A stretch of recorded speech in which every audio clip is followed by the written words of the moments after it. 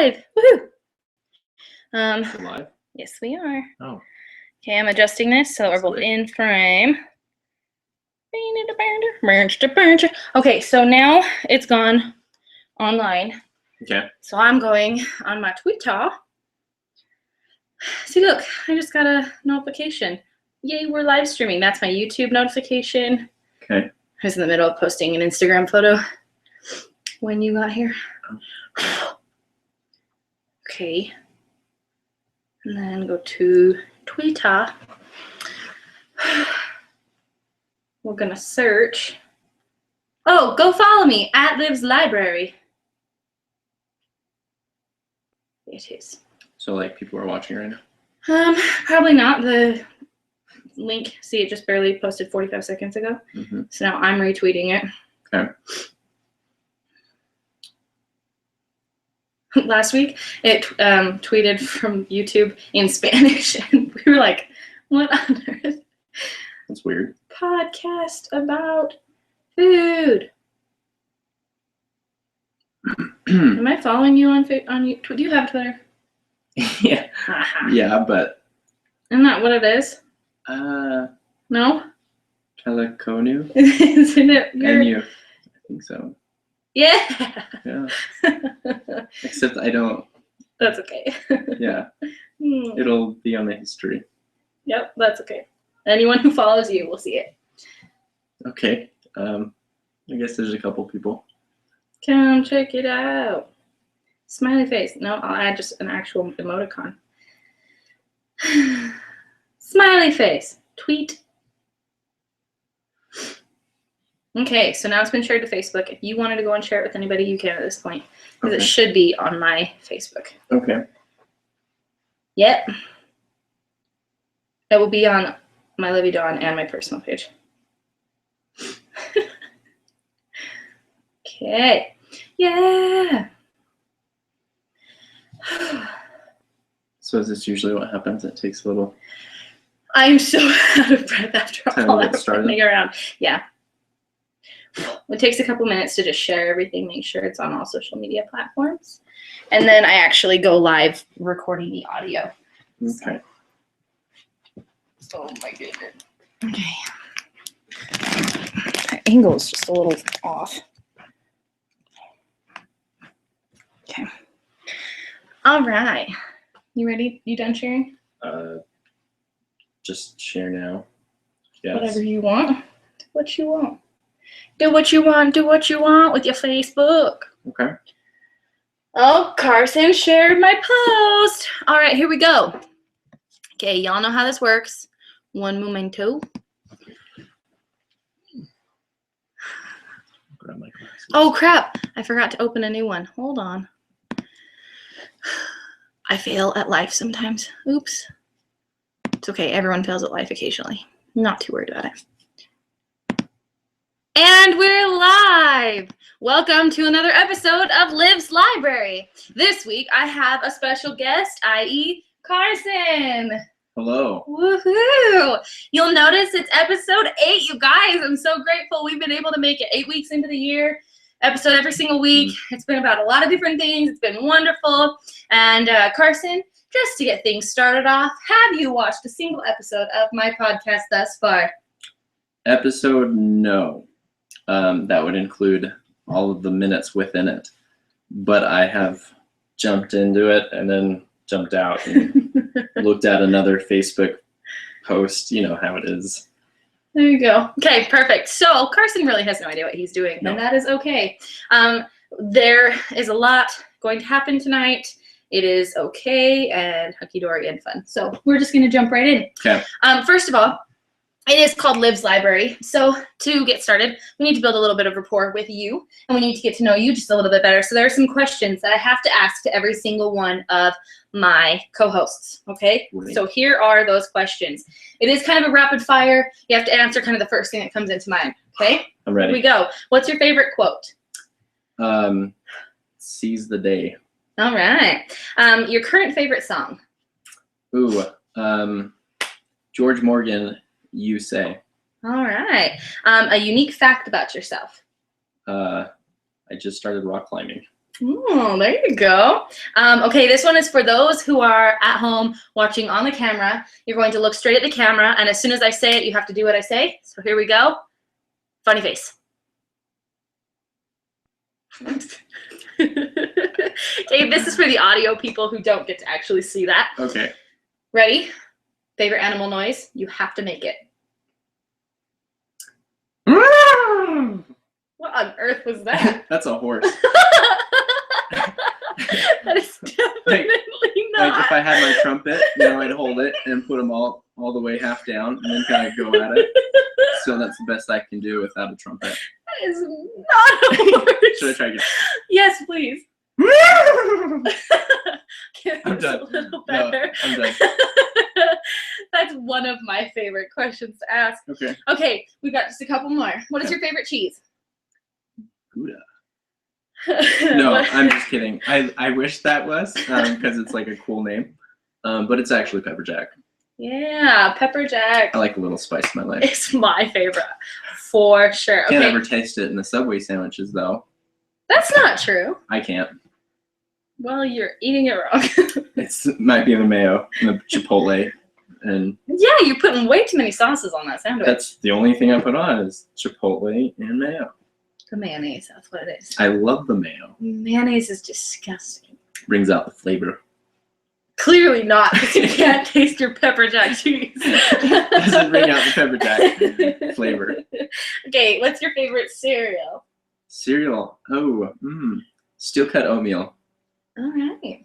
Okay. What is your favorite book?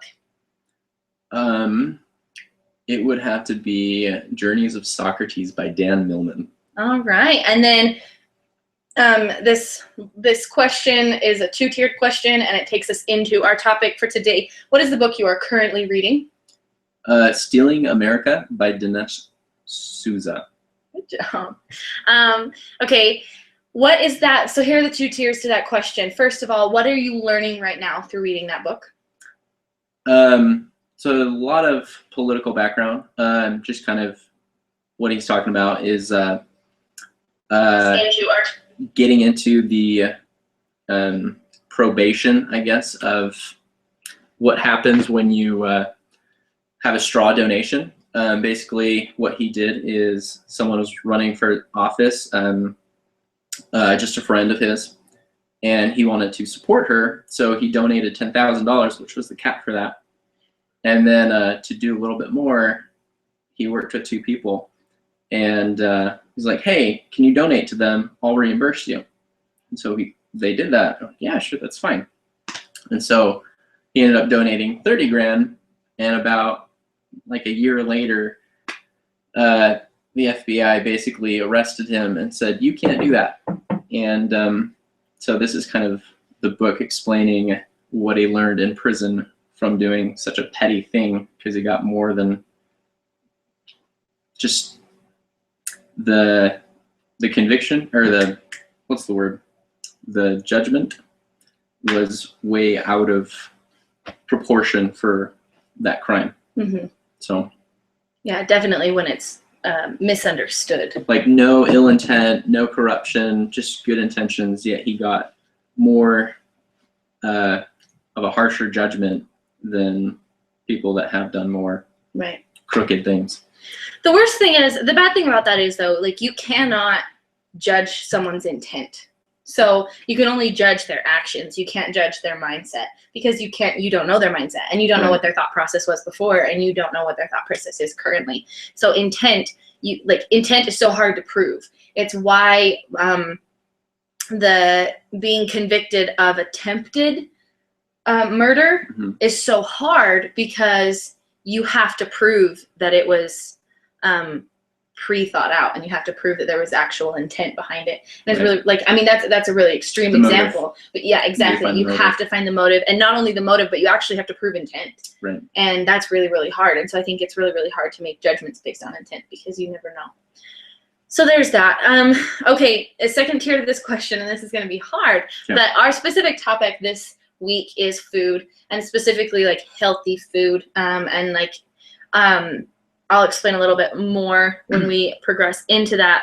But through this book that you are currently reading, how would you say that that has impacted your journey to healthy living? Maybe not necessarily journey to like healthy food, but like journey to healthy living. No, yeah, that's a fair question. Something he kind of mentions as he part of his things that he has to do is go to a place where he has to, like a housing, and so he has to basically be there by 9 o'clock and then sleep there with a whole bunch of rapists, molesters, just basically people coming out of prison. That's terrible. And readjusting to life. So these are people that like don't want to mess up, like, Right. you know, Right. they're in that transitional phase. And so once he spends the night, he wakes up, 6 o'clock is when he can leave, and then he can do whatever he wants the rest of the day. And basically that's his situation for 8 months right now, currently in the book. But something that kind of, I was actually listening to it on the way here. He mentions the new status quo of what poor and what rich is. So some people think that they're really poor, but if you go back 100 years, you know, they didn't have a microwave, they didn't have refrigeration. Pretty much what people would do during the winter, they'd go to you know, out of state, out of country, and get the tropical warmer weather. Whereas nowadays we just have air conditioning, and that's even at pretty much the lowest class. So with that being said, you know, with that refrigeration, we have the capability, not even the middle class, but the lower class, to have fresh food. And so even if we have this, a lot of people have this mentality that we don't really have a whole lot of money to spend on good food. But I mean, if you look at a third world country, they don't even have a refrigerator to store junk food. You know what I mean? So it's kind of eye-opening, and it makes me personally really grateful for fresh food. I mean, even if it costs $1, I can take a bite and put it in the refrigerator, and you know, I can have it later. But how's that? That was great. I think that's a great answer to that question.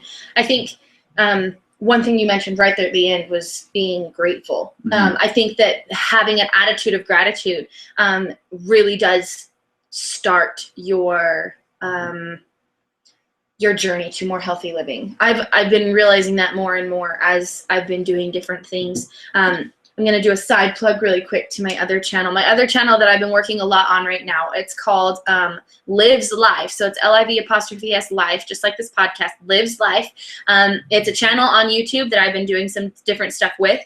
At first I was doing something that I called Fitness Friday, but I decided that I didn't quite cover what I wanted to do with my YouTube channel, and so I've kind of changed gears, and I have a video coming out this upcoming Friday where I'll be announcing a reboot to the channel again. I mean, I'm still kind of trying to figure out where I'm going with it, but I think this is kind of where I'm going to stick with it for a while, and I'm calling it Focus Friday.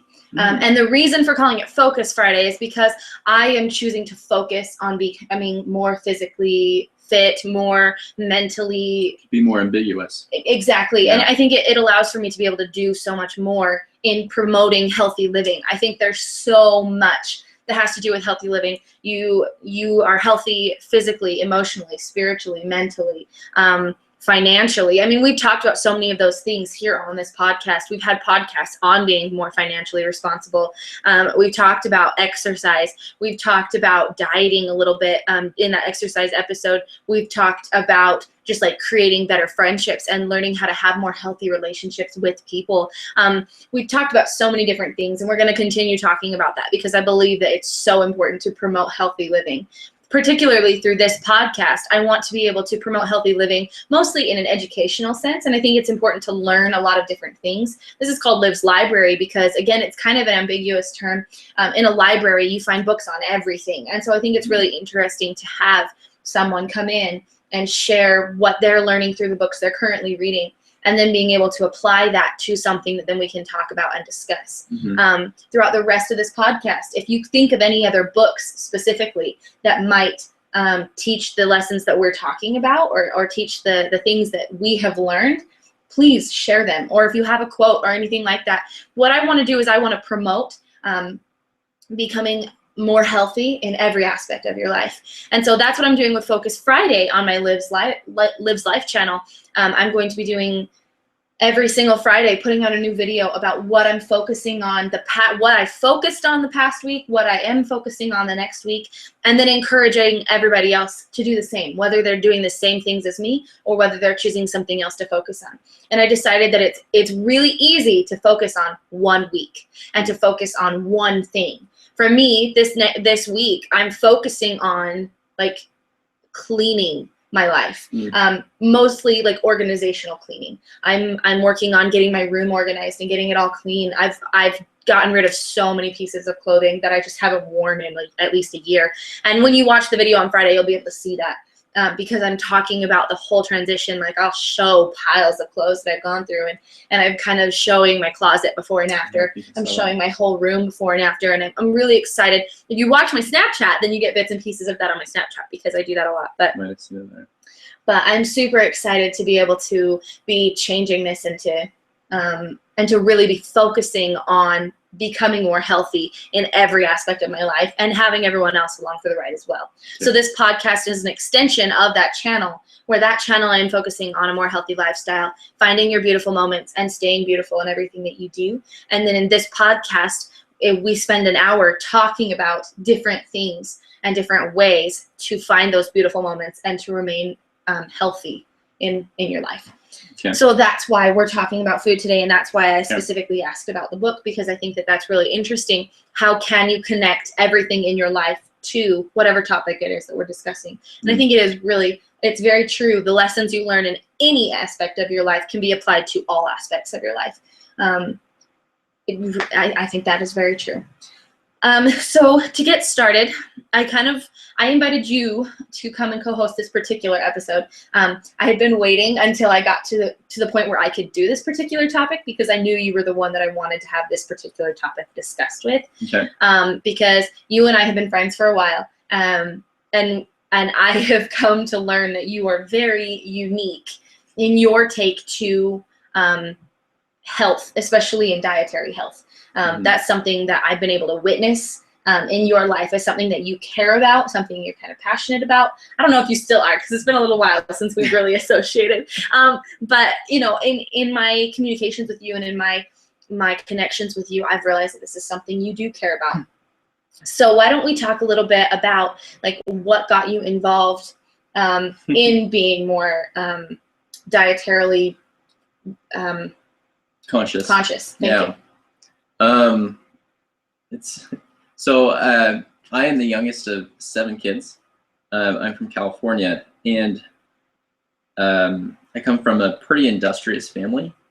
And so as a result of that, I'm kind of a chimera of all of my siblings. And I guess the kind of a beginning to that would be just like me cutting up like romaine lettuce. Like this is like back in the day, like middle school, when I'd see my brothers make it. So like get romaine lettuce and just have that as the bulk of my, just on the plate. And then I'd add Bush's baked beans. And then some like freshly cut up onions with preferably pepper jack cheese, but we can't always have that. And some type of chips. And usually it'd be like Doritos, any work. And then just kind of like top it off with ranch dressing, Hidden Valley. And so, eventually I'd be like, oh, I could add some avocado, I can add some tomato.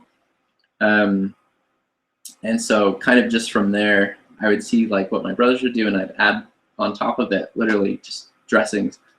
And then more recently, it's kind of been just kind of hearing what, you kind of hear about things from other people. And so my brothers, they try different things, There's something called kombucha, which is a fermented Chinese drink. There's kefir, which is a fermented Russian drink. If you ever wanted to look them up, they have fascinating histories, especially kefir. And so you can make these on your own, or you can buy them at the store. I've learned this. I knew kefir you could buy at a store because it's kind of something that I think a lot of people are familiar with. Kombucha is one that I was very much not familiar with. It's getting on the shelves with. now. It is. I've seen it a lot more. It's really interesting. They add chia seeds and stuff. After meeting you. Yeah, it's like, oh, and finding out what this was. I went into the store. I was like, oh, that nasty stuff is on the shelf. Yeah, carbonated, kind of sugary. No. Vinegar that was a bad batch. That's how you described it. That is how you described it, not me. I could probably clean with that. So in case you're not familiar with kombucha,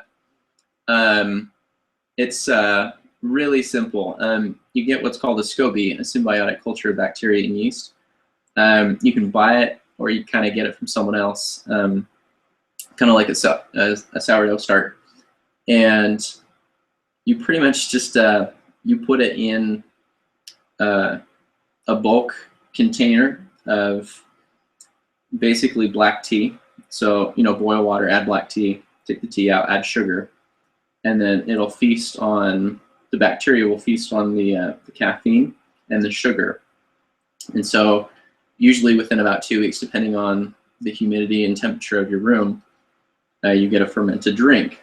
And so you have probiotics, which kind of reminds me, when I used to work at Walmart several years ago, I ran into a guy who, when he was younger, he had some issues with his immune system. And we kind of got talking, and he told me he would buy probiotic pills, and they'd cost several $100s a month because they had to be at a certain refrigerated temperature. Mm-hmm. And so, they had to be shipped, and then you had to store them, just really expensive. And at that time, I didn't know about kombucha. I knew about kefir. And kefir is basically dairy-based, whereas kombucha is water-based. Mm-hmm. And it's a lot quicker too. And so I told him about kefir, and it turns out his girlfriend from like Guatemala or something is like, oh yeah, kefir, I remember kefir, and so we kind of got talking about that a little bit. But it's so easy to make a probiotic drink just in your house. I mean, at the store, it's like $4 for maybe a pint. Mm-hmm.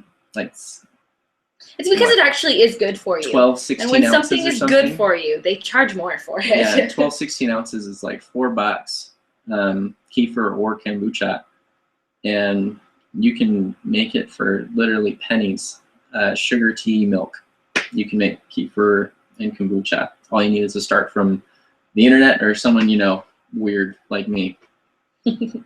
So are you still kind of a health nut? You laughed when I said that.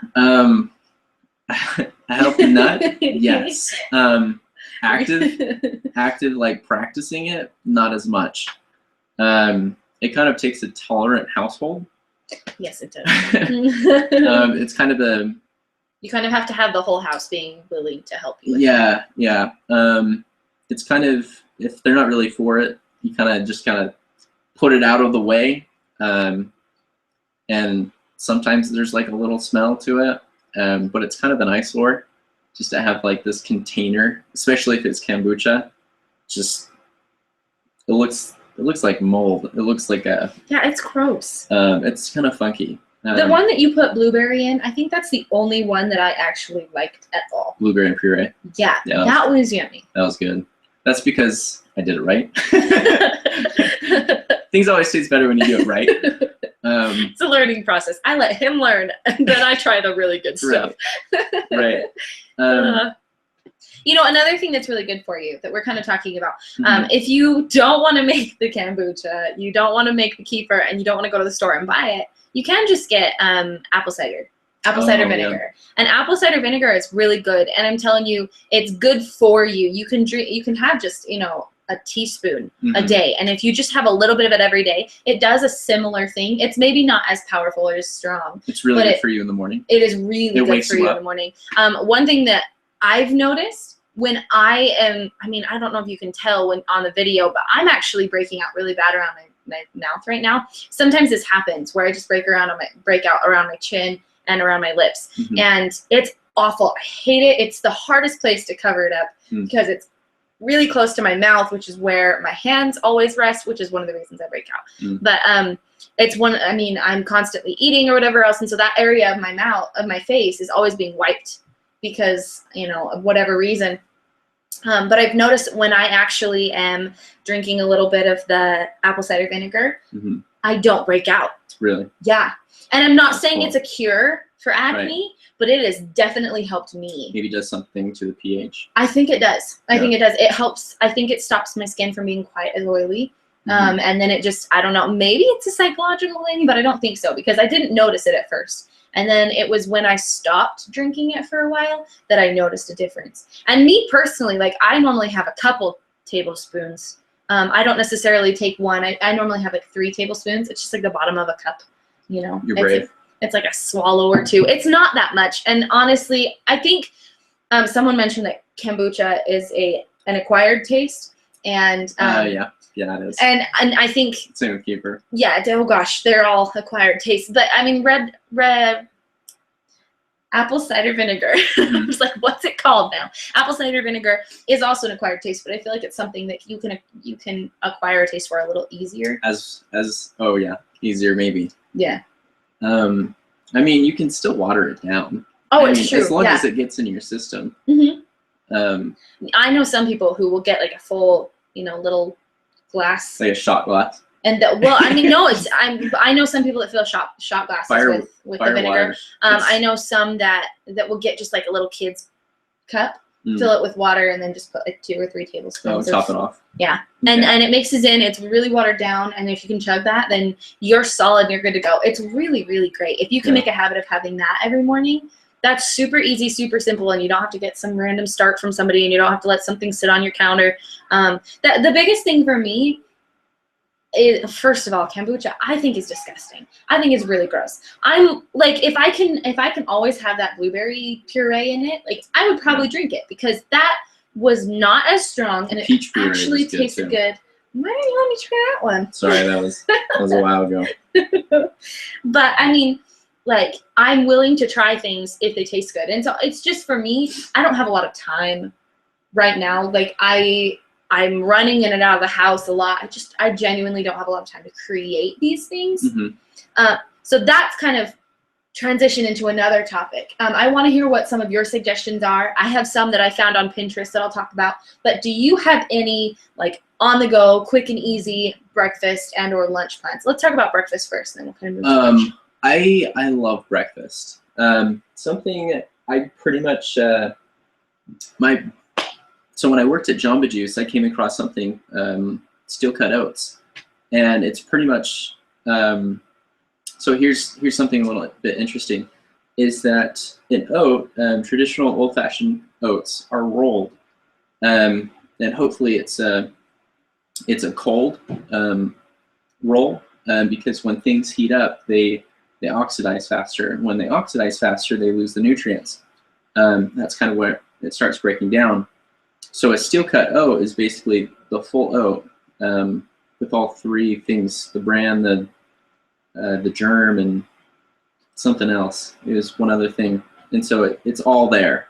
So quick oats, it's like 1 of those, and then rolled out, it's like 2 of those. So the steel cut has the whole package, the whole seed, with all the nutrients. And so pretty much it's just a blade that just cuts it and opens it up. And pretty much it takes longer to cook, and that's why it's not as popular. Because usually people are really in a go in the morning. But it has more fiber and it has more protein. So that's steel cut oatmeal. It's usually more expensive too, which doesn't really make sense. I told you, things that are healthier for you, they charge more for. Yeah, marketing, I guess. I think you can get good deals though at Winco. as with anything. Non-sponsored, but go to Winco. Yeah. Well, and my brother just found some, like, just like any place where you can like find, I can't remember what places, but just like through shipping, it just kind of gets dislodged or like bent or bruised or something, or the packaging's a little messed up. I can't remember the place, but sometimes you can get really good deals for healthy food just because it doesn't look nice, but it's still perfectly fine. So what my question is, I am one of those people who I struggle sleeping at night, which means I get very few hours of actual good sleep. And then I have to wake up in the morning, especially being a girl, I have to wake up at 6 o'clock in the morning to brush my teeth, do my hair, do my makeup, and try and get a decent meal in as I'm running out the door to get to work at like 8:30, 9 o'clock in the morning. And that seems like a lot of time, but it's genuinely not. And oftentimes, due to the fact that I've had really, really terrible sleep, I sometimes don't get up until 7 so that I can get at least a solid 4 or 5 hours because I have to have that, otherwise I will die. And so what my question is, do you have any recommendations for breakfast on the go? Maybe something that takes 15 minutes to prepare, or something that I can start while I'm curling my hair, and then I'm done curling my hair and I can come back into the kitchen and it's done. Like something that requires little effort, is still healthy for me, and is either something I can take out the door with me or I can prepare and eat while I'm getting ready. So there's this thing called a banana. And so, I'm just kidding. Other than just like grabbing a fruit, because that's what I do every morning. That's legit. My breakfast is some sort of fruit and maybe a yogurt. Yeah. And I'm like, I need to get something else in my diet. They're actually, so there's, those are my, so I have 3 favorites. If you have like steel cut oatmeal, if you have it on the right temperature, it can't be on high, like traditional old fashioned or quick oats. It takes about, 30 minutes to 45 minutes to cook. But it'll keep you going for about 6 hours. Can you like just put it in water and like just let it cook, or do you have to actually like tend to it while it's preparing? You can just let it cook. So because if that's the case, then I would put it in, go get ready, and then come back. Exactly. So if you like wake up, just get a pot, preferably Teflon or ceramic. That way there's no stick, because oatmeal is pretty messy. If you just put that in with some water and then just put it on kind of like a medium low, and then just go off and do your thing, it'll be done by, within 30 minutes, 45 minutes. Okay. Do you flavor it with anything? Do you add like sugar or honey or fruit or something to make it just a little absolutely sweeter? Yeah. Kind of my go-to sweetener is brown sugar, just because I kind of was raised on it. I love brown sugar. So good on you. Honey is really good too. Really good energizer. So you have the glucose, the energy with the sugar or the sweetener, and then you have your protein and fiber as well. Cinnamon is also good. It's healthy for you, and it's also a good flavor. Yeah. So I usually add cinnamon, of course, butter, a little bit of salt to kind of bring out the sweetness. Also, I'll just throw out there, we need electrolytes. So if you have water as well with that salt, it's good salt. So don't use table salt. Use sea salt? Sea salt, here's a fascinating thing with sea salt. So kosher salt, all these different types of salts have different mineral contents. Table salt has 2,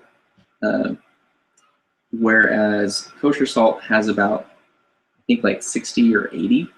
Whereas sea salt has like 92. Really? Yeah. So I'm like, I can't list off all the nutrients, or the minerals, but sea salt has an extraordinarily amount. It has the highest content of minerals. So that's why it's recommended. Yeah, that's why sea salt's so good. I think sea salt's all I have at my all that my family has. Like we don't really get any other salt.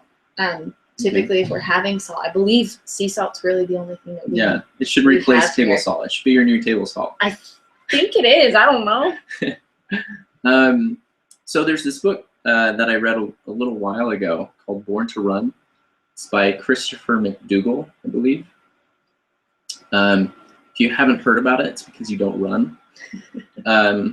And if you do run, you're 2 people out of everyone that hasn't heard about it.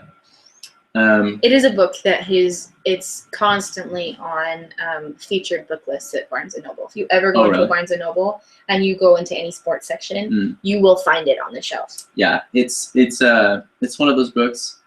I find the books that are most stimulating. I like, as an author, not me personally, but an author's greatest sin is to bore the reader. Oh, amen. So Christopher McDougall, I love these certain books that have the point of view where they just, I have a question, I'm going to go look for the answer. And so for him personally, it was, I'm over 200 pounds, I want to start running. And so at the time, everyone's saying, just pick up cycling. That's more for your body type. He's like, no, I want to pick up running. And so he actually goes down to Mexico and he starts just trying to look for Caballo Blanco. So he's just this white guy who's been running in Mexico for like 20 years. And he's just this crazy, super tan white guy that would run like barefoot, basically do ultra marathons in Mexico. You can imagine the heat and weather and stuff. So fun. But so my other 2 breakfast things actually come from that book, and they have a little history to them. So there's isquiate and pinole. Don't mix it with pizzoli. That's totally different. I mixed that up at first. Yeah, no.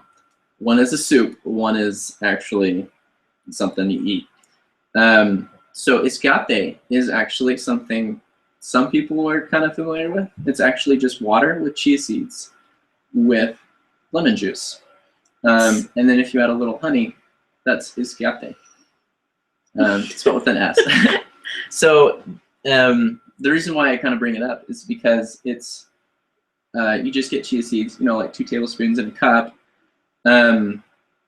Side note, if you are backed up in your bowel movements and you want help getting that regulated, chia seeds are actually a really good thing for you. Yeah, there you go. They have this gel-like substance that's kind of released or absorbed. They're very weird. It absorbs the water, and so it's really good for your gut. And so just adding, so this tribe in the book, they're called the Tarahumara, and they're called the running people. And throughout history, the reason why they're called the running people is because they would like run away from the conquistadors. And I have no idea what's going on here. Don't worry about it. I'm keeping up with the live chat. You've got an advantage over me. I've got a comment that I'm gonna bring up when you're done here. So the Tarahumara had like 2 energy snacks as they would do ultra marathon. And ultra marathons are basically anything over a regular marathon, which is over like 30-something miles. So they would run 50 miles, 60 miles, 100 miles as their custom. That takes so long. How do you have time to do that? Well, pretty much when you live in Mexico and you eat, beans and rice and corn, mostly corn, I think, not beans and rice, but corn. That's kind of what you do. You farm and then you run. So that was their culture. And so that's the escape. And then the pinole is just basically ground up corn. And then you add honey and cinnamon. And it becomes this paste. And so that's pretty much, they'd put it in their pockets or they'd wear it, I believe. And then as they're running, it wouldn't give them cramps and it'd give them instant energy. Because they get the carbs from the cornmeal, and then they get the correct metabolism from the cinnamon as well as the energy, and the sugar or the glucose, more energy from the honey. Do you actually eat this? Yeah, I've actually made it. So on the reg? No, not on the regular. I have made it though. And it's really fun too because it's really sweet. You kind of do it your own thing. what my brother actually did is he kind of got some dates and he ground it up, and so he used that as a sweetener as well with honey, and so it made it even sweeter. And then he baked it. See, I would bake it. I don't think I could eat that it way like a taste. it's more like granola, right? And so then it just kind of just breaks down, and you just chew on it like a crunch. So that was really good. So that's ischiate, Iskite, and then pinole is Pinole. There you go. So those are some fun things. Steel cut oats, pinole, and ischiate.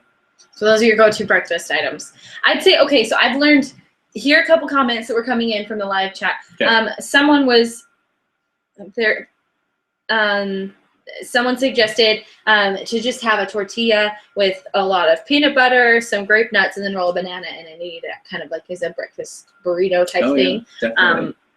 I thought that was a really good, quick, easy meal. I know where people still ate grape nuts. I have a little sample bag. They must not have any teeth. Well, so I have a little sample bag of grape nuts downstairs in my bedroom that I got when I was, I don't remember, I was grocery shopping one time and they were like handing out samples. And so I got like 12 of them. Oh. And they weren't just, because it wasn't just grape nuts, it's grape nut granola. And so it's like a granola that the grape nuts made. Right. And so what I do is I put it in my yogurts. Like when I get my little Greek yogurts or whatever and I'm heading out the door, I'll add that granola. And then it adds a little bit of crunch, typically sitting in the yogurt for a couple minutes while I'm like driving till I can get to a place where I'm, safe enough to maybe take a bite at a stoplight or something.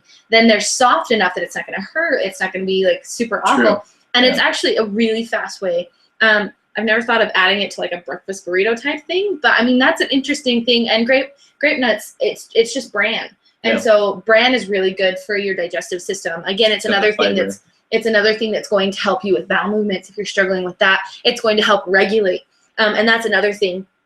You want to make sure that you're eating a good mix of foods so that you're regulating. Don't eat too many bananas because bananas will actually back you up. Bananas are actually really bad for your digestive system. If you are constipated, do not eat bananas. They don't help. They just clog it up more. Like I've learned this through just doing different studies. And I think it's really interesting. Someone said chia seeds were a bike food while they were out doing service. And she said, I was deceived about something. If you add them to almond milk and let it soak, it does not taste like pudding. Oh, not at all. That's what I was laughing about because I was like, ew, that's disgusting. Yeah, I can't imagine that being very that's good. So gross. Maybe sweetened almond milk. Even then, just stick with water because it's gotta absorb it. I think because almond milk is a little thinner than normal milk. Right. And it is water based. You might think it'd work. Well, it is water based. It's just the milk from the almonds added to water. Right. And so in theory it might work. Right. It's like one of those things. Sorry, Serena. That won't work. So another thing that I thought about as far as like breakfast foods, one thing that I found on Pinterest, and I've done this several times. I love it. It is so good. I've done this for both breakfast and lunch. I've learned how to make like ready-made like egg McMuffin type things. Oh yeah. You remember when I made those? Don't you? No. I made them several times, and I was like raving about them because I took them everywhere. I took them to school. I took them to work. Literally took them everywhere. They were my meal of choice. Okay. What you do is you get. You must have eaten it before. Oh my gosh. Maybe. Although I was at the Institute several times and like had those there. Okay. I'm pretty sure everybody knew about it. But what it was, you get like a muffin tin and you add cheese and vegetables and whatever the heck else you want, and then you crack an egg. And you can either crack an egg on top of all of that, or you can kind of mix it up. Yeah. The easiest way to do it is just to crack the egg on top. Right. Do not try and mix it up. It just doesn't work. If you're gonna mix it up, then you have to mix it up in a separate bowl and then like ladle it into each muffin tin. But then you bake that. Right. And oh my gosh, it is so good. And I made these. So you have like a muffin tin that's 12 12 or 18. Right. And so you're making, you put one in every single one of those. You've got your meals ready for the entire week. And that's breakfast and lunch. And you can do different things. Like I did like onions and peppers and spinach for one. And then I did like turkey and tomato and cheese in another. And then like one was breakfast and one was lunch. And I did that forever. I mean, it was so good. And my siblings found them and ate a couple of them too. They didn't last long. No. Well, they lasted a week though, because I'd made, I think, 18 of them. Okay. And so I got 2 every day. And there were some times where I ate 2 for lunch and like 1 for breakfast. So I was having 3 eggs in the day, but I was getting all these other things too. It was amazing. It was so good. And it's not hard. I made them on Sunday and then I had them for the rest of the week. And Sunday's the day that I don't work. I don't have school. I'm just kind of, I have a lot of time to myself. And so it is really, really good prep day. Another thing that I had done, I found this when I was out living in Colorado for a little while. And I learned that avocado and egg go really well together.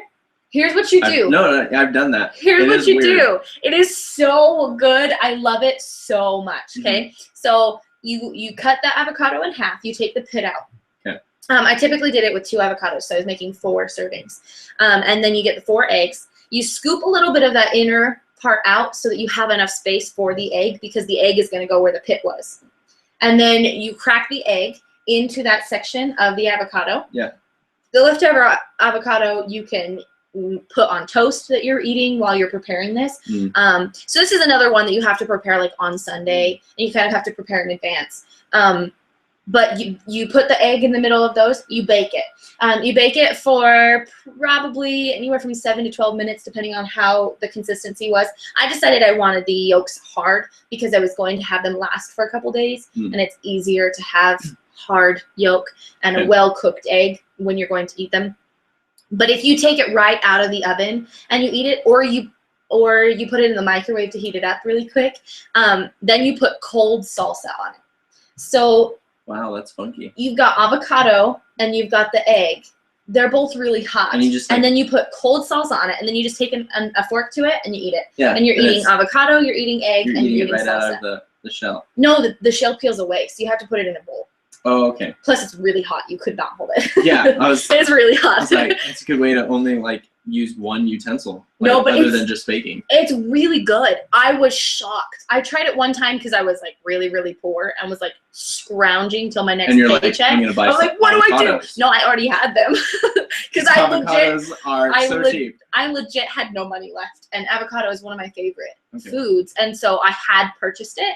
And I was like, how can I make this actually work for me? So you just did this? Or was this Pinterest? No, I just decided. I saw that someone had suggested like baking eggs in an avocado. And so I was like, I'm just going to figure it out and do it. Because I just read it. There was no pictures or anything. Right. Later on, I looked on Pinterest, and sure enough, other people had already figured it out. I was like, holy crap, this is so good. It's a thing. It's a thing. It's so good.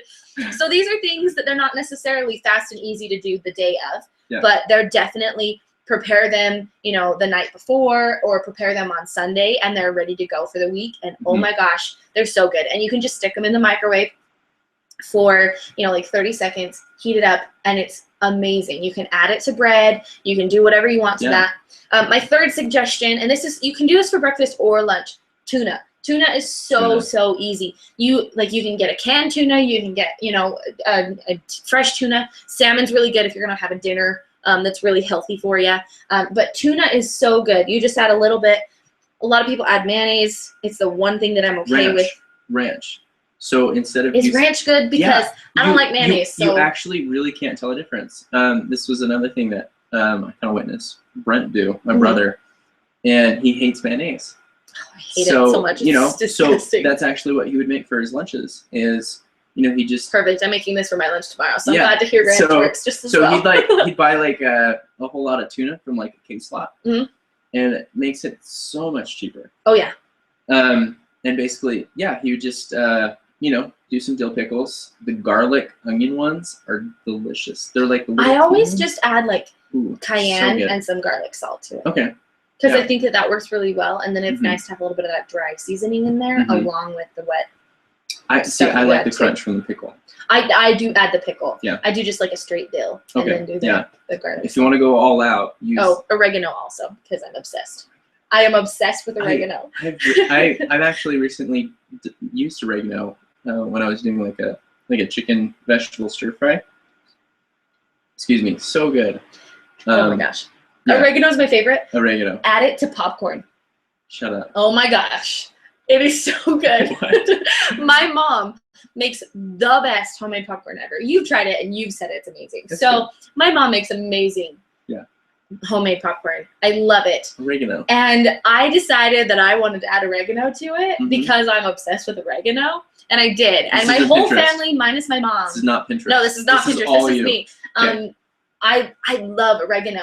I think I started liking oregano because I got it confused with tarragon, which I had seen and heard about on a Hannah Montana episode. Okay. There you go, you guys. I was watching Hannah Montana and they were cooking and they were like, tarragon. And I was like, I don't know what tarragon is. And then I was later in the kitchen and I saw oregano and I was like, oregano, I'm going to add it to the food. And I did. And I loved it. I now add it on pizza. I put it in my eggs. I put it on my pasta. I put it in my popcorn. I legit put oregano in everything because it is so good and it makes it better. Wow. Oh, that is I weird. love it. Are we still talking about yes. breakfast? Yes. Okay. This isn't related. Is that okay? Yeah, absolutely. Okay. We can change the subject. Okay, if cool. You want. So, kind of an interesting fun fact about food. Something that I recently came upon is something called saffron. Have you ever heard of saffron? Is it a seasoning? Yeah. Okay, yes. Yeah. I was like, that sounds really familiar, but off the top of my head, I don't know what it is. Seasoning, yes. Yeah. I have heard of it. So it's, this will blow your mind. So saffron is actually the world's most expensive spice. Really? Yeah. It's actually up there with gold. I feel like I have a saffron in my kitchen.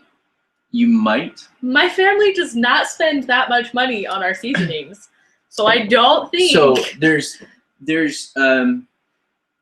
pure saffron, and then there's kind of like, I don't know what that is, saffron. You know. I don't know what that is.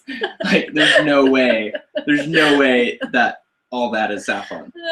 So the reason why I bring this up is because it really blew my mind because I do pest control, and I was spraying for this this older couple, and they actually harvested their own saffron, and so saffron is actually a flower, or a part of the flower. It's actually the stigmas. So I believe every flower has 3 stigmas. It's basically the female sex organ, and so the only time that you can harvest it is when it blooms, and it's only one day. So you basically have to just go into you got to know like when it blooms, and then pick the stigmas from each individual flower. And so this is actually like, it's been around for thousands of years. And it was so treasured because what it does, the more you cook, the more it is cooked with, like a broth or something. The more time that it has to like cook with other food, the more flavors drawn out. So people actually put it in a broth and then cook it for like a whole day, or do it overnight. And that way, all the flavor is released. But just kind of fun history. If you were to adulterate it, basically add what's that one seasoning that's you remember that one time I did my face with that. Yes, but I don't remember what it starts with a T. It's sometimes turmeric. Yeah. Don't ask. You looked like a new balloon. Yeah. It has an oranging effect. Anyway, so some people would add turmeric to saffron to give it more like appearance of bulk, and pretty much you could either be burned at the stake, beheaded, or buried alive if you were caught doing that. What? Yeah, that's how precious saffron was. Oh my gosh. So, let me see if I can get this right. So per pound. Is this going anywhere, or is this just an interesting fact? So if you actually do find it, cook with it because it's really good for you. Okay. I don't know what the benefits are, but it's really good for you. I was just wondering. I was like, this is really interesting. This is like fascinating. But it's so random. So for a pound, a pound of saffron, guess how much it costs? If it ranks up there with gold, it's a lot. Just guess. One brick of gold. No, like a dollar amount. I don't know. $100? No, higher. $1,000? Higher. $1 million? That was a quick jump. No, it's actually like $6,000. Oh, okay. Yeah. Well. only $6,000 for a pound. I'm sorry. I don't think I will ever go and try and find this. I'm not going to spend that much money. Yeah, no. See, I got like a half a teaspoon from these people. Mm-hmm. Like they gave me like this little kind of like that much, and it's just like stigmas. But like once you crush it, I got like half a teaspoon. so it's like, oh, that's lame. That's funny. So anyway, there's crazy stuff out there that's really healthy and really expensive. Yeah, for sure. Okay, so I'm going to kind of change the topic to something else that I wanted to talk about. Okay. A couple weeks ago when I first announced Fitness Friday and I talked about how I was going to be focusing on being more physically fit, I mentioned that I was also going to do something to help me be more physically fit in my diet. And so I mentioned that I wanted to do a juice cleanse.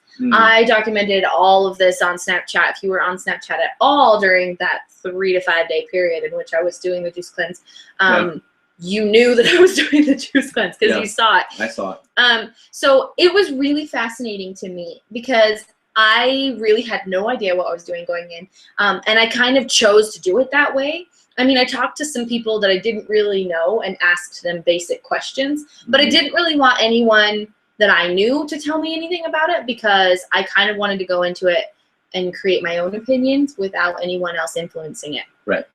And so one thing I did was I researched a bunch of different places and I found one that was really, really great. It's called Just Organic Juice. They're located in South Salt Lake and they are amazing. They make their juices, fresh every day and you can go in and you can order from them. I did a 3-day cleanse and then I proceeded through day 4 to just kind of very slowly bring my way into real food. And I think I had solid food for dinner and that was it. Okay. But it was really interesting for me. When I went in, I didn't know what I was doing. Like I said, day 1 was really weird. I drank all these different juices, every 2 or 3 hours. And it was really surprising to me because I thought that I wasn't going to have much energy. I thought that I was going to kind of drag a lot. But I realized that if I drank my juices every 2.5 hours, then I was solid and ready to go and I was just fine. The only thing that was weird for me was that I couldn't go dancing just because I didn't have quite enough energy to actually go on a dance floor and dance all night long. So I chose not to go dancing. I was originally planning on maybe going dancing and just doing a little bit of light dancing to get a little bit of exercise in. But I just decided against that and did some just basic stretching and warm-ups at home, and that was it. Day 2, I was warned that I might get a headache if I drank a lot of caffeine. And everybody who knows me knows that I drink caffeine a lot. I was in the habit of drinking a Coke every single day.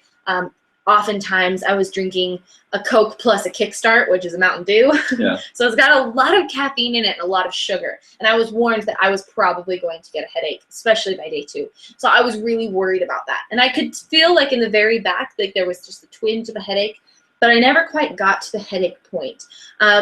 Which is surprising. It is surprising because I do get headaches. I get migraines probably at least once a month, oftentimes more than that. And so it was really surprising to me that there was not even a real headache that happened the whole week. Again, I was maybe going to go dancing Wednesday night, but I was feeling a little bit more shaky. I still had a lot of energy, but I was feeling a little bit shaky. And I needed to stay awake for a couple more hours, and I was starting to feel tired, so I went and saw a movie. And then drank my last juice while watching the movie.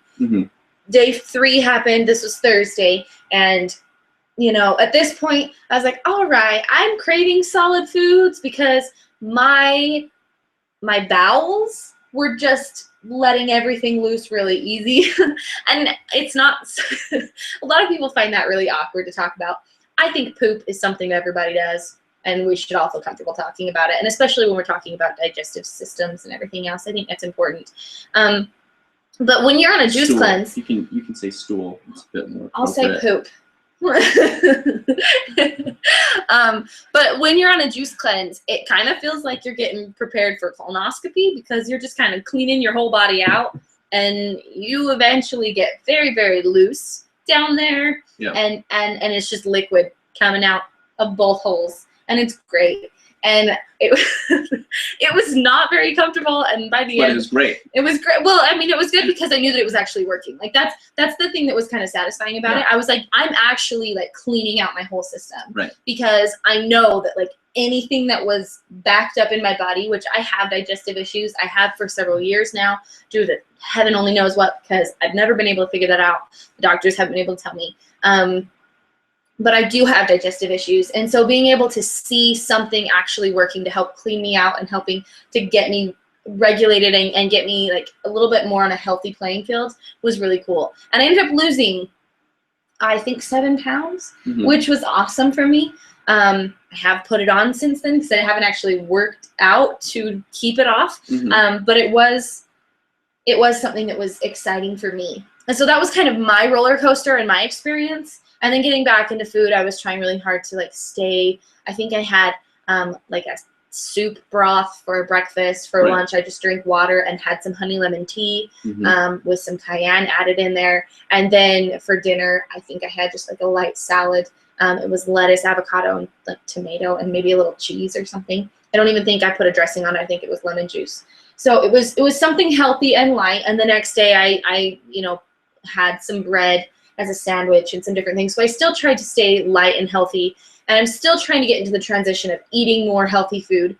But I've learned that one thing that was recommended to me by several people, one thing that's recommended in YouTube videos and different things, start and set a goal to create one meal every day, like to actually prepare one meal every day, whether that's putting a little extra time into your breakfast, whether that is spending time the night before making your lunch, or whether that's coming home and actually making yourself a dinner. Yeah. Like if you are putting effort and time into preparing at least one good meal every day, then you are starting on your path to become more healthy, especially in your diet. And I thought that was really, really cool. I hate going on diets. I absolutely hate trying to be on one path and then just like take a detour and then come back to that same path. I feel like instead of taking a detour and coming back, you need to take a different route, and you need to start just changing things about your diet. And so that was something that I learned through my juice cleanse and through just trying to become more and more healthy. I think what I want to hear from you, we're getting close to the end. We have maybe 10 more minutes left. In that time, do you have any maybe an experience that you've had with a diet, or some advice as to someone else who might be wanting to get into more healthy eating, how to do so and how to feel encouraged even if they do slip up or make a mistake? And then I have something to close with. Yeah, definitely. I've actually, I've done 2 kind of experiments. I did a sleep diet, and chances are none of you have ever heard of that. So basically a sleep diet is sleep depriving yourself of REM sleep, and you sleep every 3.5 hours.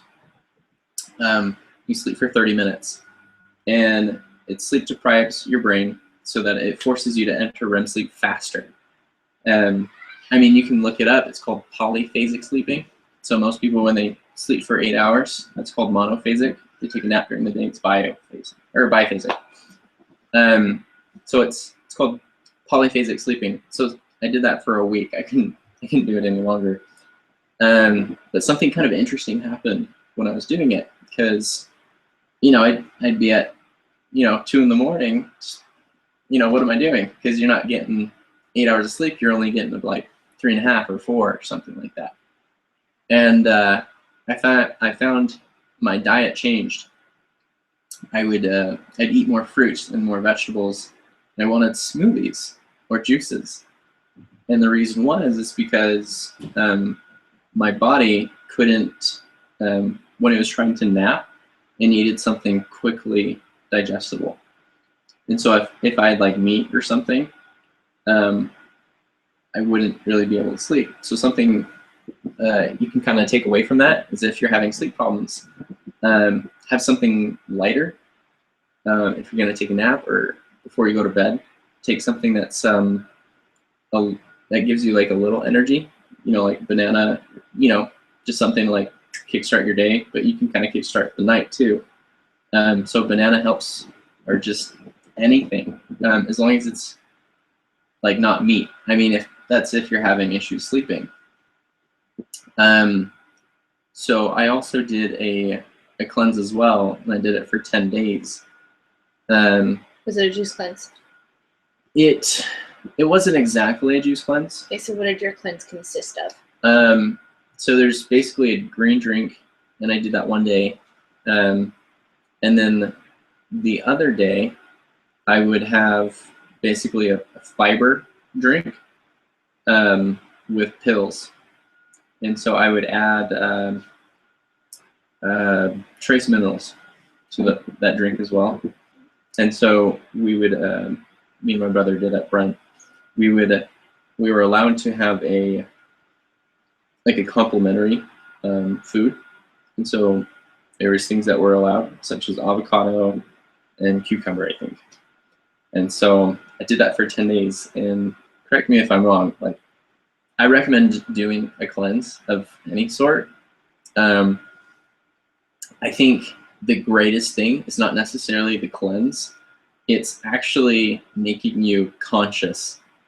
It gives you a total different perspective on what you put in your body. Oh, it's a total self-discovery. Yeah. That was something that I was snapping about and I was vlogging about when I was doing because I told everyone that I was going to document and show them the progress. And I learned through my juice cleanse that I snack so much. And I also eat when I'm bored. Yeah. And my mouth is constantly craving something. Mm-hmm. It's not necessarily my body. You find out what you crave. Yeah, I learned very quickly like the reasons why I eat certain things, because my body just tells me that I want that. Yeah. And I learned like what things I need to train my body out of. And I also figured out like what things I could maybe replace those with, so that then I could still get that satisfaction, but be having something a little healthier. Yeah. I can't remember where I heard it, but it was, I once heard that someone was having an issue with just having a lot of snacks, and they were chips, like potato chips. Mm-hmm. And so they'd always find themselves eating like a whole bag of course it has to be Doritos, but just like any type of chip, and it was the crunch. So they'd be watching a movie and they'd just, subconsciously just, they'd want to crunch as they're eating. Sometimes it's popcorn. But basically, they tried to replace the habit. And so instead of doing potato chips, it was a carrot. Mm-hmm. Carrot or celery. Yeah, and they found that it satisfied it just as much. Yeah, it was just the crunch. Yep. Mm-hmm. That's something that I found at work. So I actually, sometimes my body is really craving just something like the crunch factor. Right. Sometimes my body is craving something that I can just chew a little bit longer. And sometimes I'm craving something that will give just a quick zap of energy and flavor. And I've found different things. When I'm craving the crunch, it's celery or carrots. Normally carrots, because I'm not a big fan of celery. Yeah. Maybe a stick. Yeah. Yeah. Not very much celery. With peanut butter. Right? Exactly. And then for the burst of flavor, I was doing tomatoes. I've always loved tomatoes. Always loved tomatoes. And so I was just getting like cherry tomatoes. Yeah. And then I would just burst. Yeah. And I would just have like 3 of them, and the flavor was just enough. And so I was like, all right, the flavor, like that's what I needed. Yeah. And when I wanted to chew something a little longer, I was just eating broccoli instead. because broccoli requires a little bit more effort to eat. Yeah. Broccoli is probably my favorite vegetable. I love it. My body craves it. It's weird because I crave broccoli all the time. It does. I love broccoli so much. And so I found that those things are things that I can keep in my office fridge. Mm-hmm. And whenever I want to snack, I'll do that. And then occasionally I'll do like the sunflower seeds. But I get the unshelled sunflower seeds, so I don't have to actually work. It is a bit cleaner though. It's cleaner and it's easier, especially when I'm at a desk where I am all day. Professional. Yeah. I can just dump a few in my hand and then eat them real quick, and that's good. And that gives me a little energy too, so those are nice. Mm-hmm. So those are some different things that I've found. Okay, so here's one more thing. Do you have any last words of wisdom as far as eating healthy that you want to tell everyone at home? I would say just for the heck of it, do a cleanse. Like, it doesn't even matter like who you do it through. I mean, I would say yeah, you can kind of do your own kind of thing, but you might lose the discipline, and there's not necessarily a plan. So if you're like really meticulous and you come up with a plan, that's great. I would say just spend $50 to $100, do a cleanse that lasts for about 7 to 14 days, and just have fun with it. And like, it makes you conscious about it. And kind of when you're doing it, you might be a little miserable, but it's the whole experience. I remember when I did mine, I was just like, I want a burger. Like, I just really wanted a burger, and it was that salt. And it was like fries too. Like, I gotta have that salt. And so I realized, for me personally, that was one of kind of my things, is not necessarily sugar, it's the salt. Mm-hmm. And it's that fast food, like just a juicy burger. So I would recommend just doing a cleanse and just having at it and see how your body responds. It's really fun to pay attention to your body and see what your body craves, especially your palate, and kind of just go from there. And then, because the whole purpose of it is to just talk about it. I mean, if we could all just like talk about food, then, not fast food, but like actual food, then we can kind of share ideas. Like, I really want to try that avocado egg thing. That's like really funky, but I'm super excited. I also want to try that muffin egg thing. Yeah. Oh my gosh. I'm super excited about just the Focus Friday thing that I'm doing on my Lives Life channel. And it's one of the reasons why I plugged it and why I'm plugging it again. It's just because I have so many different ideas for where I want to go with it. I'm going to have several episodes where I'm going to be focusing on food. And I'm going to talk about different recipes I've tried. I'm going to, like, legit, while I'm preparing my food for the week, I think I am just going to set Sundays aside, set a couple hours aside to prepare my food for the week. Yeah. I'm just going to spend some time in the kitchen preparing. And I think I'm going to film those. And I'm going to just kind of say, okay, here's some recipes I'm trying for the first time. And here are some tried and true recipes that I've done multiple times that I love. Right. And I think I'm going to talk about that. And then I'm also going to do research so that I know why they're good for me. And then in turn, I can share that with other people. And I'm really excited because in the comment section, people can then tell me what they do. They can give me recipes and then I can try those and they can try mine. And I'm really excited about that. Right. The biggest thing that I am super, super excited about, and something that my final piece of advice that I would offer to everyone, is just choose what you want to do and be happy with it. My aunt, I talked to her. If you listen to the bonus features for the exercise episode, I actually have a little bit of audio from my aunt. I went and talked to her just to get a female's perspective on exercising. And she mentioned, just in exercise and diet together, don't allow yourself cheats, because if you are cheating, then you are lying to yourself. And you're breaking what you want to do. And so instead, she said, don't set a day aside where you're going to cheat, or don't set an hour aside that you're going to cheat, because you're going to undo everything that you did. Mm-hmm. But rather find something that's a treat for you. For her, it's chocolate. Mm-hmm. And she's like, what I do is I have a whole drawer full of dark chocolate. And whenever I want chocolate, I eat chocolate. But before eating that, I eat something healthy. And then I ask myself, do I really want chocolate now? And she does that too. She loves Coke. My aunt actually really, really likes Coke, which was one of the questions I asked her, because she's one of the people that introduced me to Coke as something to actually try. Oh gosh, she introduced it to me because it helps my headaches. And so she gave it to me. She's like, take some ibuprofen and drink a Coke. It helps with the nausea and the caffeine will get rid of the headache. And sure enough, it does. And so that was something that I was really grateful for. But she said, if I really want a Coke, then I drink a Coke. But I asked myself beforehand, is now a time that I really want it or need it? And so she consciously asks those questions before she does it, so that she's just rather than just acting on a craving, she is thinking it through, and she's really asking the question and making sure that that's the thought process that's going through her head. And so I recommend doing that too. I recommend setting a plan and then just following through with that plan. I think setting the goal of making one meal every day, deciding on one treat that you really enjoy. And maybe you don't have to choose one treat. I have one friend who's decided that she just loves baked goods. And so her treat is any baked good. She kind of cut out candy bars and, random sugary sweets, but instead like bake some cookies or whatever else. And then that's kind of something for her.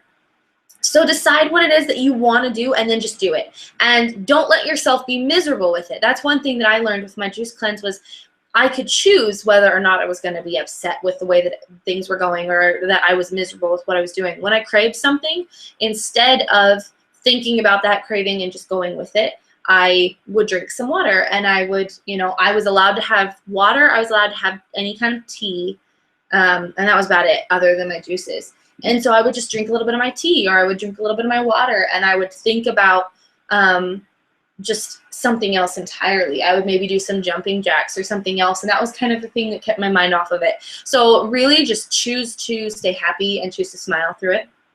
And I think that that's what you would do. Oh, kind of a side note, or well, kind of relative. So one of the most common things reasons of daytime fatigue is actually dehydration. So if you do get those headaches, drink lots of water. Yeah, I don't know how people drink a gallon. I drink probably about a half a gallon a day. And just like try to have like a quarter of a gallon about noon, and then like a quarter of a gallon afternoon, and then just like a little bit, before I go to bed. I always drink a full glass before going to bed. Yeah. So it's one thing that I've just said that I want to do. So like it's kind of interesting when you start drinking more water, you actually have more of a desire to drink water. Yeah. And sometimes when you get hungry, it's not actually hunger. It's thirst. It's thirst, yeah. So. Yep. Okay, so we have reached our final time or whatever. So there is one more question that I need to ask you to end this. We are done with our topic. Thanks so much for joining us. Thank you, Carson, for joining me for this particular episode. So the final question that I get to ask you, it's kind of a fun one. It's one that I am always excited to share, and then I love to hear what everyone else has to say. So the question is, what has been your weekly obsession? In the past week, what have you been most obsessed with? So this past week, because it's Monday, right? I would say have to say rock climbing. It's really interesting. Indoor or outdoor? Indoor, yeah. Because it's kind of interesting with any new sport or hobby that you jump into. You're like, oh yeah, I kind of got this. And so I went today, and one of these guys is like, oh, you got new shoes? I'm like, I'm that easy to spot, huh? It's like, can I give you a pointer? Like, absolutely. It's like, so a lot of rookies kind of make the mistake of keeping your arms bent, so you hold yourself in. You should be more like a monkey. And so just kind of that's my obsession, is just like just thinking about like rock climbing. Just like, handhold to handhold and being more like a monkey. So I don't know, sometimes we can be more practical by not being human, but more like, certain animals that have this innate behavior that just is so much more fluid. And I mean, with girls and like with little kids, they actually rock climb better than adults, because they rely on technique instead of brute muscle or force. Interesting. So Well, that's a cool weekly obsession. yeah, but I can only do so much because I don't have the technique and I wear myself out. It's okay. You'll figure it out. That's the cool thing about learning something new. Yeah. Eventually you learn it. Yeah. So my weekly obsession this week has been Jessie J, because I adore her. I absolutely, I've loved her for years. She's amazing. She's a phenomenal singer. She's written songs for Katy Perry, Rihanna, Ariana Grande, Nicki Minaj. She's written songs for literally everybody. Yeah, she's written songs for Britney Spears. She has written songs for everybody. Mm-hmm. And I just adore her. And she also is a performer herself. One of my favorite songs by her, and I kind of suggest this, get the clean version if swear words bother you, because she does swear in the song. But the song is called Do It Like a Dude, and I think it's my favorite song by her. She's saying price tag. It's not about the money. Oh, yeah, you don't need your money. We don't have the rights for that. But she is amazing. I mean, she's written so many songs. People have heard her music, have heard her sing, and are not familiar with it. If you watch Pitch Perfect, she's the one that did Flashlight. She wrote that song, and she's the one that sings it in the credits. So, I mean, Pitch Perfect too. But Jessie J, she's phenomenal. I love her. Go check her out. Okay, so now that we've talked about our weekly obsessions, we've talked about food, it is time for you to join in the conversation. So once I end this podcast and the live stream is over, anyone who commented in the live chat, your chats unfortunately are gone. I love the conversation that takes place when we're doing this live. Please continue the conversation down below in the comment section. The cool thing about the comment section is we can have a conversation. You comment below, tell me your favorite recipe, tell me your favorite healthy food, tell me a trade that you're making in your life to become more healthy in the digestion section of your life. I want to hear funny stories. Maybe share your funny poop stories down below. I also want to hear what your weekly obsession was, and I want to hear you tell me what I should talk about next. Next week, we're going to have another amazing guest talking about another amazing subject in order to help us have a more healthy lifestyle and find our beautiful moments. So please tune in again next week at 9 p.m. to have another wonderful, wonderful podcast. I'm super, super excited. Don't forget to like and subscribe, and then share this podcast with everybody you know. Guys, don't forget to smile. Know that I love you. Stay beautiful. Mwah.